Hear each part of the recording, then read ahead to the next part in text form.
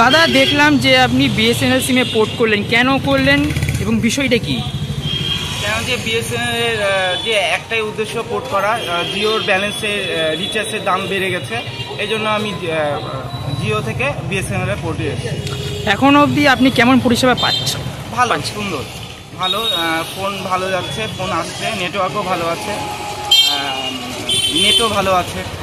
বাজারে একটা কথা আছে যে বিএসএনএলের এখনও নাকি 3G পরিষেবা, 4G এবং 5G পরিষেবা আসেনি এখন অবধি।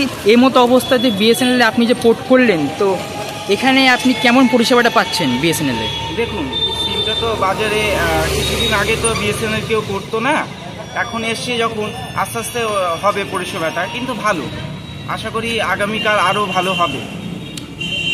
তো এই অবস্থাতে সরকার কি আর্জি করবেন? পরিষেবা কি আরও উন্নতি করতে? একটাই আর্জি, আমাদের বিএসএনএল এর কাজগুলো তাড়াতাড়ি করুক, গ্রাহকরা আরও পরিষেবা ভালো পাক।